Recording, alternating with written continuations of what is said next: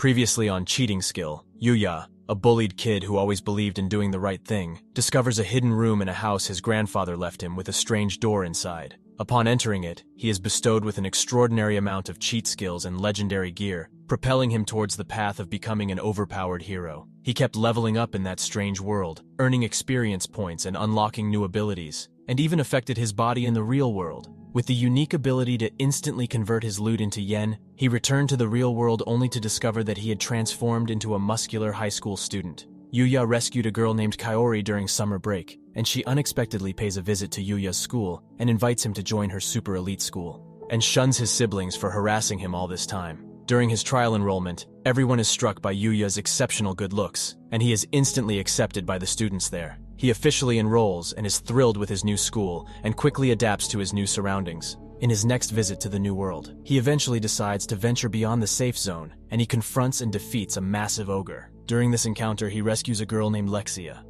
After defeating the ogre, Yuya checks up on Lexia, but she immediately passes out. He uses his invisibility magic to avoid being noticed by other guards. While ironing his shirt on the floor, no seriously, who irons their shirt on the floor? He hopes that she will be okay. However, he knows that some guards came to help her, so she should be fine. As he thinks about his clothes, he realizes that they never get dirty, but he doesn't want to appear as though he wears the same clothes all the time.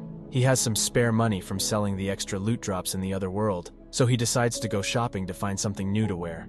However, as he walks around, he notices that people are staring at him. Due to his previous repulsive appearance, his self-esteem is low, and he doesn't realize that the stares he is receiving are those of admiration. People can't help but be drawn to his perfect appearance.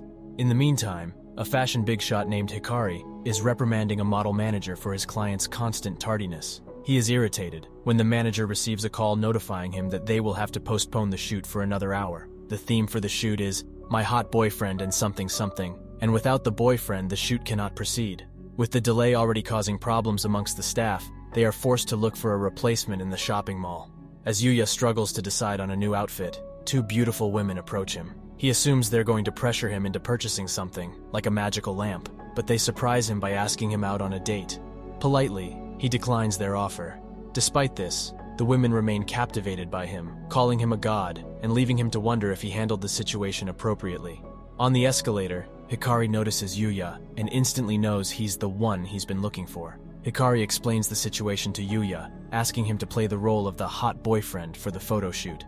As they take photos, a crowd gathers around them. They take a variety of shots in different outfits and locations. Miyu can sense that it's Yuya's first time, but thanks him for coming to their rescue when they were in a bind. Yuya can't help but be mesmerized by Miyu, as he has never had much contact with girls before, and he is a bit stiff. He notices how hard Miyu is working and tries not to slip up, but just as he thinks he's got it together, Miyu starts wrapping her arms around him, pressing her chest against him, and he can't help but feel nervous. Meanwhile, in the other world, the girl Lexia, whom Yuya saved, turns out to be the kingdom's princess. She is determined to express her gratitude to him. She dashes out of bed, alarming her guards. She is the princess of the nation, and the guards are in disbelief by her bold attitude to find the man who saved her life. The general doubts that any human could live there, and despite her being subjected to terrible danger moments ago, she orders her guards to gather an army as they venture back into the darkest regions, home to the most deadly beasts.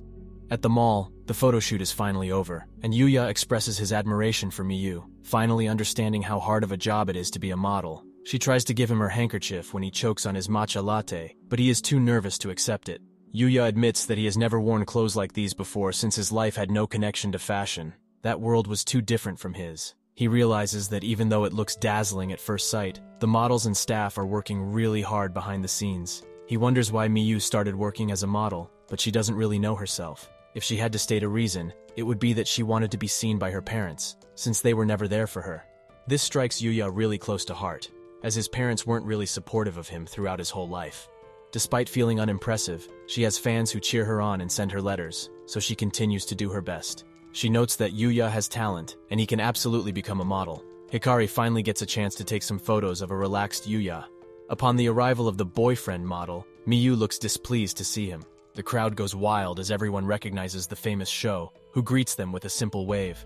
Yuya is in awe of Sho's handsomeness and continues to underestimate himself. Sho approaches Miyu and wants to finish the trivial photo shoot quickly, annoying Hikari. He then boldly pins Miyu to the wall and asks her why she ignored him the day before, leaning closer to her. Despite Yuya's attempts to intervene, Sho ignores him completely. Sho eventually becomes annoyed, and Yuya tries to tell him to back down. Sho steps on Miyu's handkerchief and tries to punch Yuya but slips, causing Yuya to grab his hand and throw him to the ground. The whole mall goes silent, in awe of how Yuya just handled the little brat. Yuya's reaction was instinctive, and he wonders why Sho's punch felt so slow. His point distribution to abilities and his level from the other world affect his body in this world. To Yuya's surprise, the crowd loves him and doesn't criticize him for being the ugly guy who beat the handsome model. Sho is shocked that he lost so easily, as he is a boxer.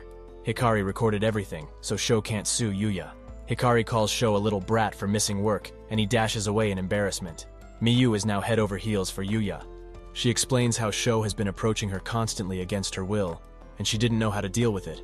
But thanks to him, it's now resolved. After the incident, Sho's career will come to an end, as he won't be able to secure any more modeling work from agencies. On the other hand, Hikari offers Yuya an exclusive contract with their agency as a model. However, Yuya humbly declines the offer, acknowledging that he is not cut out for this line of work despite the valuable experience he gained from working with such dedicated professionals. As an amateur, Hikari is unable to pay him adequately, but he compensates Yuya with fashionable clothes instead. Yuya expresses his gratitude to Hikari once more for the opportunity and wishes Miyu all the best in her modeling career before departing.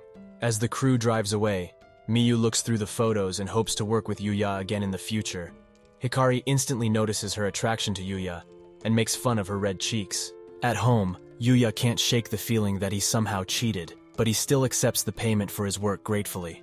Meanwhile, in the other world, Princess Lexia's party is making their way through the darkest regions when they are suddenly ambushed by a group of goblins. The goblin chief sets his sights on Lexia, but just as he's about to attack, Yuya appears out of nowhere and saves her. With his swordsmanship and fighting skills, Yuya is able to take out the rest of the goblins, impressing the princess with his bravery and strength. As Yuya heals the soldiers, Lexia watches him with admiration, and her heart begins to race. She approaches him and asks for his hand in marriage, shocking everyone around them.